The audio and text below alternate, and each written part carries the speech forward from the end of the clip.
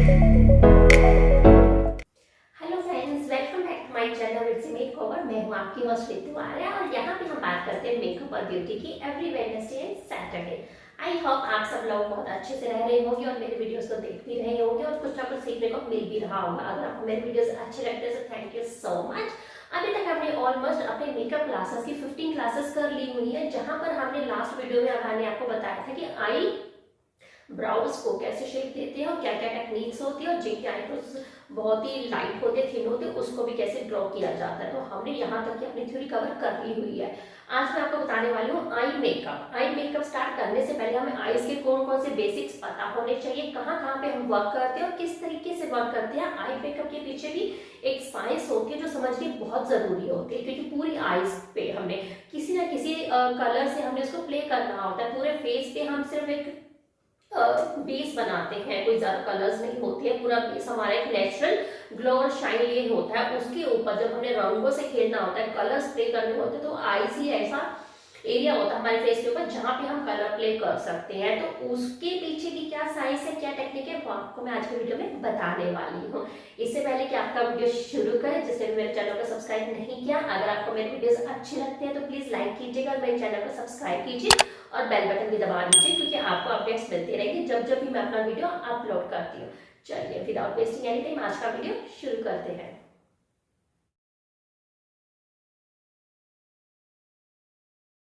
जैसे कि मैंने आपको बताया है, आज मैं आपको बताने वाली हूँ कि आई मेकअप कैसे करते हैं, उसके पीछे का साइंस क्या है, क्या क्या टेक्निक्स है, क्या इसके पीछे भी एक थ्योरी होती है। डेफिनेटली इसके पीछे भी एक थ्योरी होती है कि आई मेकअप शुरू करने से पहले हमें आईज को समझना पड़ता है। हर किसी की आईज छोटी बड़ी लंबी चौड़ी किसी तरीके की हो सकती है, तो उन सब चीजों को हमने ध्यान में देके ही अपना आई मेकअप शुरू करना होता है। सबसे पहले एक इस कॉन्सेप्ट को साइड पे रख देते हैं कि किसी की आईज कैसी है, उसकी शेप कैसी है। पहले हम समझ लेते हैं कि आईज के जो थ्योरी है, जो टेक्निक है, वो क्या होनी चाहिए। चाहे किसी भी क्लाइंट की आईज किसी भी तरीके की हो, किसी भी शेप की हो, फिर भी उसके पीछे एक बेसिक थ्योरी है जो हर किसी की आई, हर किसी की शेप की आईज के ऊपर सेट बैठती है। तो इस आईज शेप के बारे में मैं आपको अगले वीडियो में बताऊंगी, लेकिन आज मैं इसके पीछे की थ्योरी और टेक्निक्स बताने वाली हूँ कि कोई भी आई शेप हो, आपको क्या टेक्निक फॉलो करनी है, कौन सी थ्योरी आपको याद करनी है। तो उसके लिए सबसे पहले मैंने आपके लिए एक आई पैटर्न ड्रॉ कर लिया हुआ है। इसमें मैं आपको बता देती हूँ कि जो हमारा आई एरिया होता है, आई ब्राउ से लेकर आई के बीच के जो ये सारे पार्ट्स को हम किस किस नॉर्म्स में बोलते हैं, क्या टर्म्स है इसकी बोलने की। तो जो हमारा आई एरिया होता है उसका जो स्टार्टिंग पॉइंट होता है, इसको हम नंबर 1 ले लेते हैं। ये जो स्टार्टिंग पॉइंट है, this is called tear duct, जहां पे हमारे आंसू आते हैं। जो हमारे टीयर्स डक्ट होते हैं, ये वाले जहां से आंसू आते हैं, that is called tear duct. ये हम नंबर 1 पार्ट ले लेते हैं। नंबर 2 और नंबर 3 जो ये स्टार्टिंग पॉइंट है हमारा, this is also called starting point. इसको आप स्टार्टिंग पॉइंट भी मान लो, स्टार्टिंग पॉइंट। और लास्ट में हमारा इधर होता है एंड पॉइंट। ये हमारा स्टार्टिंग पॉइंट है which is also called tear duct. ये हमारा एंड पॉइंट है which is also called end point. इसके बाद जो हमारा ऊपर की लाइन होती है that is called upper water line, और जो हमारा नीचे का होता है lid that is called lower water line. हम जहाँ पे काजल लगाते हैं that is called lower water line, और इसी के ऊपर जो ऊपर की लाइन बनी होती है that is called upper water line. तो इसको हम अपर बोल देते हैं, इसको लोअर बोल देते हैं। और this is called the centre part. I Bros और आई के बीच का जो सेंटर पार्ट है इसको हम बोलते हैं क्रीज लाइन। अब ये क्रीज लाइन क्या होती है? क्रीज लाइन वो पार्ट होता है आईज का जहां पे हमारी आईज खुलती है और बंद होती है, जहां पे उसमें एक सिलवट आती है, एक क्रीज आ जाती है, बन जाती है। जब हम अपनी आईज को बंद करके खोलते हैं तो जो जिस पॉइंट पे हमारी आईज खुल रही है उस लाइन को, वहां पे एक लाइन बन जाती है, उस लाइन को हम क्रीज लाइन बोलते हैं। वहां पे बहुत इंपॉर्टेंट रोल आता है हमारे कलर्स के साथ प्ले करने का, वो मैं अगले वीडियो में बताऊंगी। अभी सिर्फ थ्योरी पे ध्यान देते हैं। सो दिस इज कॉल्ड, जहां पे हमारी आईज खुलती है, बंद होती है, क्रीज बन जाती है, सिलवट बन जाती है, that is called crease line. तो ये आपका एक टेक्निकल टर्म है जो हम आईज के ऊपर यूज करते हैं। Tear duct starting point, upper water line, यहाँ पे भी काजल लगता है, लोअर वाटर लाइन काजल लगाने के लिए होती है। This is the third part. Last में जो हमारा होता है एंड पॉइंट है, जहां पे हमारी क्रीज बनती है, सिलवट आती है, जब हमारी आईज खुलती है, बंद होते है, लाइन क्रिएट होती है, that is called crease line. I hope इतना आपको समझ में आ गया हो। तो इसके बाद मैं आपको बता देती हूँ इसको हम मेकअप के टर्म्स में क्या क्या कहते हैं।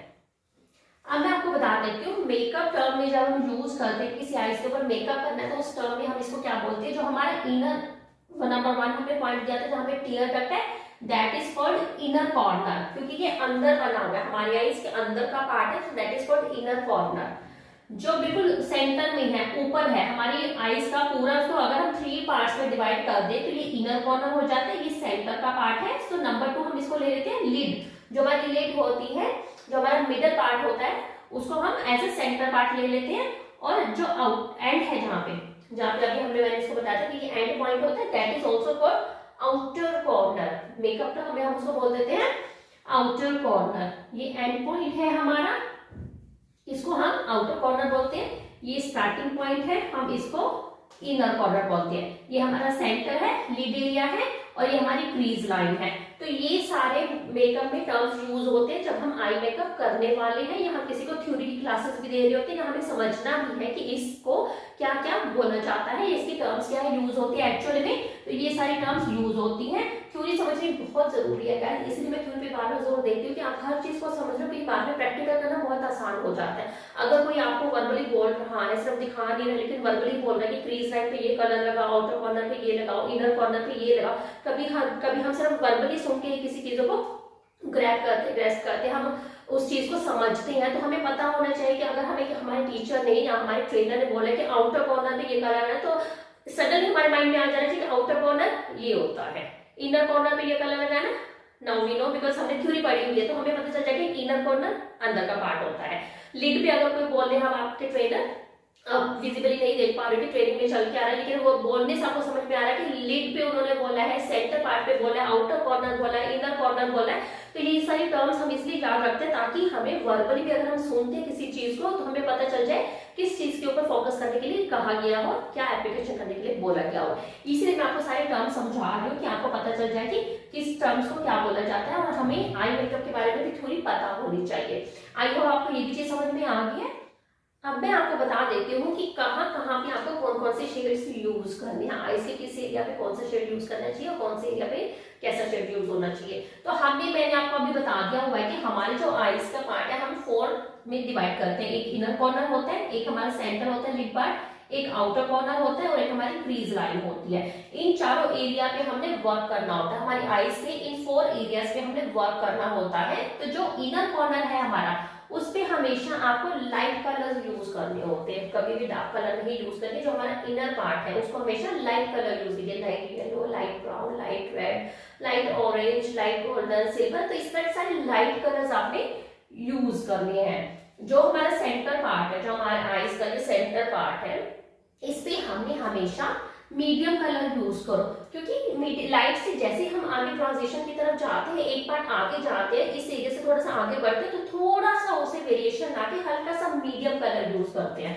तो सेंटर में हमेशा ही मीडियम कलर यूज करो। यहाँ पे अगर आपने सपोज लाइट येलो किया है तो यहाँ पे थोड़ा सा मीडियम, हल्का सा डार्क मीडियम कलर जो होता है येलो में या गोल्डन में यूज कर सकते हो, उसे मिलता जुलता। उसके बाद जो आउटर कॉर्नर हमारा आ जाता है, हमने सेंटर तक कर लिया हुआ है, जो हमारा आउटर कॉर्नर आ जाता है वहां पे हमेशा डार्क कलर यूज कर सकते हो। आप ये कॉम्बिनेशन यूज कर सकते हो। आपने लाइट कर लिया इधर पे, मीडियम पे आप हमेशा रखो, सेंटर पे अपने मीडियम कलर्स रखो। जब आउटर कॉर्नर में पहुंचते तो हमेशा डार्क कलर्स रखो, क्योंकि डार्क कलर्स जब हमारे आउटर कॉर्नर पे जाते हैं तो आईज को थोड़ा बड़ा दिखाते हैं, और जब लाइट कलर्स हम इनर कॉर्नर पे लगाते हैं तो आंखों को थोड़ा सा ब्राइटनेस दिखाते हैं। इसके पीछे भी रीजन मैं आपको बताती हूँ। इसके बाद जब नंबर 4 पे आप क्रीज लाइन पे वर्क करने वाले हो तो आपको हमेशा ही लाइट कलर लेनी है और मैट कलर लेने हैं। पूरी कोशिश करो कि आपकी जो क्रीज लाइन है, जहाँ पे एक क्रीज आ रही है, लाइन बन रही है, क्रिएट हो रही है, सिल्वर बन रही है, आंखें बंद और जब खुलती है वो वाली लाइन को आप हमेशा ही लाइट कलर यूज करो। जितना लाइट से लाइट रख सकते हो उतना लाइट कलर यूज करो, और उसको मैट शेड ही यूज करो। कभी भी वहां पे ग्लिटर या शिमरी कलर्स ना यूज करो, क्रीम बेस ना यूज करो, मैट कलर रखो और लाइट कलर रखो। अब ये सारी चीजें क्यों इतनी इंपॉर्टेंट होती हैं, क्योंकि अगर हम इनर कॉर्नर पे हमें कोई पर्सन जब किसी को विजिबली देखता तो एकदम से उसका ध्यान हमारे फेस के सेंटर पार्ट पे जाता है, इसीलिए हम कॉन्टूरिंग करके हमारे साइड्स को शेडो दे देते हैं और जो सेंटर पार्ट होता है हमारा हम उसको उभार देते हैं। लेकिन अगर आपकी आईज किसी भी तरह की शेप की हो, अगर हम उसके इनर कॉर्नर को लाइट रखेंगे तो वहां पे थोड़ी सी ब्राइटनेस आएगी, चमक आएगी आंखों में, और आंखें थोड़ी सी बड़ी बड़ी लगेगी और ऐसे लगेगी थोड़ी थोड़ी दूरी पे है। अगर हम और सेंटर में अगर हमने डार्क कलर्स दे दिए किसी क्लाइंट को तो आंखें थोड़ी दबी हुई लगेंगी, छोटी लगेंगी, इससे बहुत इफेक्ट आता है क्योंकि हम मेकअप से हर चीज में इल्यूजन क्रिएट कर रहे हैं, चाहे कॉन्टूरिंग है, हाइलाइटिंग है, ब्लश है, आई मेकअप है, लिपस्टिक है, छोटा दिखाना, बड़ा दिखाना, आंखों को फेस को छोटा दिखाना, फेस को बड़ा दिखाना, शार्प दिखाना, तीखे नैनक्स दिखाना, हर चीज में हम मेकअप से इल्यूजन क्रिएट कर रहे हैं कि हमारा फेस, हमारा मेकअप हमारे फेस को वैसे दिखा रहा है जैसे हम उसको बनाना चाहते हैं। इसीलिए आईज को भी अगर हमें बड़ा दिखाना है, सुंदर दिखाना है, एक बेस्ट शेप बोली गई आईज की, बड़ी बड़ी आईज की होती है, मोटी मोटी आईज होती है, बादामी आईज होती है, आमंड शेप की तरह, वो आईज बेस्ट शेप होते हैं। जैसे हमारे फेस की ओवल शेप बेस्ट है, उसी तरह आईज की आमंड शेप बेस्ट होती है। तो हमें उस शेप का दिखाने के लिए आईज को इनर कॉर्नर हमेशा ही लाइट रखने हैं ताकि इस हिस्से पे हमारे ब्राइटनेस आए। जब ब्राइटनेस से एकदम से हम डार्क में चले जाएंगे तो कंट्रास्ट बिगड़ जाएगा, इसीलिए हमेशा इनर कॉर्नर लाइट रख के सेंटर का जो पार्ट है उसको थोड़ा सा मीडियम रख दो, क्योंकि जब लाइट से हम थोड़ा सा मीडियम तक जाएंगे ट्रांजिशन अच्छा आ जाएगा, ऐसे लगेगा उससे निकल के एकदम से हम मीडियम पे गए। फिर आप एकदम से आउटर कॉर्नर पे डार्क कलर दे सकते हो, उससे क्या होगा कि आपका पूरा ट्रांजिशन बैलेंस रहेगा, लाइट मीडियम डार्क। ऐसा नहीं होगा कि लाइट से आपने सीधा जंप करके डार्क पे आ गए और मीडियम बीच में कहीं है ही नहीं, तो वो बहुत एकदम से कंट्रास्ट ज्यादा चुभने वाला होगा, आंखों को अट्रैक्ट नहीं करेगा। तो इसीलिए हमेशा ही कंट्रास्ट ऐसे चूज करो, इनर पे लाइट हो, सेंटर पे आपका मीडियम हो और आउटर कॉर्नर आपके डार्क हो। और क्रीज लाइन हमेशा ही लाइट कलर रखो, क्योंकि क्रीज लाइन आपकी इनर कॉर्नर से लेकर आउटर कॉर्नर तक पूरी आती है। तो ऐसा ना हो कि आपकी क्रीज लाइन इतनी डार्क रख दी हो कि नीचे वाले कलर्स के साथ वो मैच ना खाए, इसीलिए हमेशा क्रीज लाइन को लाइट ही रखो, क्योंकि हमने नीचे जो हमें आई शेडो देना है वो लाइट से डार्क का वेरिएशन देना है, ट्रांजिशन देनी है। तो ऊपर अगर क्रीज लाइन लाइट ही होगी तो वो तीनों के साथ लाइट मीडियम डार्क तीनों कलर के साथ मैच हो जाएगी, एक तरह से उसके साथ ही मर्ज हो जाएगी, ब्लेंड हो जाएगी। ऊपर डार्क दे दोगे तो वो आगे लाइट कलर होगा तो वो डार्क और लाइट कॉम्बिनेशन बिगड़ जाएगा। So this is the basic wonder, basic technique, basic logic, ये साइंस है हमारी कि ऊपर का ट्रांजिशन शेड क्रीज लाइन का, क्योंकि पूरा इनर से आउटर तक आना है तो लाइट कलर ही रखें। आई होप आपको ये बेसिक फंडा इसका समझ में आ गया होगा कि किस कलर के साथ हमने कैसे प्ले करना है, inner corner, outer corner, centre, crease line, कैसे कैसे हमने शेड चूज करनी है। शेड कोई भी हो सकते हैं, आप कोई भी शेड चूज करो, चाहे वो रेड फैमिली हो, येलो फैमिली हो, गोल्डन, ब्राउन, ब्लू, ग्रीन, कुछ भी हो, पर्पल फैमिली, लेकिन लाइट से मीडियम और डार्क के ट्रांजिशन में ही यूज करें, तभी आपका आई मेकअप अच्छा लगेगा। अब मैं आपको बता देती हूँ कि हमने आईज में किस टेक्निक से आई शेडो को प्लेस करना है, कितनी कितनी जगह पे कौन सा आई शेडो प्लेस करना चाहिए। तो उसका एक बेसिक सिंपल फंडा है, हमारी आईज को हमने 3 पार्ट्स में डिवाइड किया हुआ है, इनर कॉर्नर, सेंटर और outer corner. This is inner, centre और आउटर। तो इसको हम 3 पार्ट्स में डिवाइड कर लेते हैं, 1/3 1/3 1/3। आपने इसी टेक्निक को फॉलो करना है। पहली टेक्निक है आपकी 1/3 1/3 1/3। 3 हिस्सों में डिवाइड करके आप अपने कलर प्लेसमेंट कर सकते हैं। 1/3 पार्ट पे आप अपना लाइट कलर यूज कीजिए, फिर सेंटर के 1/3 पार्ट पे आप मीडियम कलर यूज कीजिए, फिर आउटर कॉर्नर के 1/3 पार्ट पे आप डार्क कलर यूज कर सकते हैं। अगर आपको इस टेक्निक से करना है आप इस टेक्निक से भी कर सकते हैं, बहुत बेसिक और यूनिवर्सल टेक्निक है ये। इतनी इतनी जगह पे आप अपने कलर्स की प्लेसमेंट कर सकती है 3 पार्ट्स में आईज को डिवाइड करके, या फिर आप 2/3 और 1/3 का भी रूल फॉलो कर सकती हैं।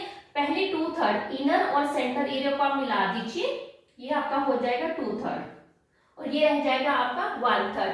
इतने एरिया पे आप लाइट कलर यूज कर लीजिए और लास्ट में आप थोड़ा सा डार्क कलर का टच दे सकते हैं। तो ये पॉलिसी भी, ये भी आप फॉलो कर सकते हैं रूल को, कि आप पहले 2/3 इनर से सेंटर तक आपने एक light, normal light to medium के बीच वाला कलर को चूज कर लिया, सिंगल शेड, और आउटर कॉर्नर सिर्फ उसको डार्क दे दिया और ट्रांजिशन कर दिया। तो ये वाला भी आप रूल फॉलो कर सकते हैं, या फिर आप 1/3 और 2/3 का भी रूल फॉलो कर सकते हो। इसमें क्या हो जाएगा कि आउटर कॉर्नर और सेंटर को आपने मिला लिया और सिर्फ इनर कॉर्नर का 1/3 आपका रह गया। तो इनर कॉर्नर का 1/3 आप लाइट कलर प्लेस करके मीडियम सेंटर पार्ट और आउटर कॉर्नर को आप थोड़ा सा मीडियम कलर दे सकते हो, इसमें डार्क कलर ना यूज करो क्योंकि फिर एकदम से लाइट और बहुत ज्यादा डार्क हो जाएगा। आप इनर कॉर्नर 1/3 पार्ट जो है आपका नॉर्मल यूज करो, लाइट कलर यूज करो या मीडियम करो। उसके बाद फिर सेंटर और आउटर को 2/3 पार्ट को ज्वाइन करके उसको सारे को ही आप एक अच्छा सा मीडियम शेड दे सकते हो। तो ये तीनों ही रूल्स आप फॉलो कर सकते हो। 1/3 1/3 1/3 भी यूज कर सकते हो कि तीनों पार्ट्स पे आप अलग अलग कलर प्लेस करो, या फिर 2/3 1/3 पहले 2 पार्ट और लास्ट का पार्ट, या फिर पहला एक पार्ट इनर कॉर्नर अलग कलर यूज करके सेंटर और आउटर कॉर्नर को सेम शेड भी दे सकते हो। तो इस तरह से आप अपने कलर्स की प्लेसमेंट भी कर सकते हो। क्रीज लाइन हमेशा ही सिंगल शेड रहता है, क्रीज लाइन में कभी भी 2 या 3 शेड नहीं होते हैं। और कलरफुल मेकअप करने वाले हो तो आप अपने हिसाब से रूल फॉलो कर सकते हो, क्योंकि मेकअप में देयर इज नो लिमिट। कुछ सी भी तरह की आप क्रिएटिविटी या इमेजिनेशन कर सकते हो। ये बेसिक रूल है। जब हम एक बेसिक एलिगेंट मेकअप करते हैं या ब्राइडल करते हैं, नॉर्मल मेकअप करते हैं, तो आप ये रूल फॉलो करते हो। टेक्निक की कलर्स की प्लेसमेंट्स कैसे होनी चाहिए। अगर आप कुछ इमेजिनरी कुछ मेकअप करना चाहते हो, क्रिएटिव करना चाहते हो, बियॉन्ड लिमिट्स करना चाहते हो, तो आप किसी भी तरह से कलर प्लेसमेंट कर सकते हो। दैट डिपेंड्स कि आप किस तरह से उसको इमेजिन करना चाहते हो।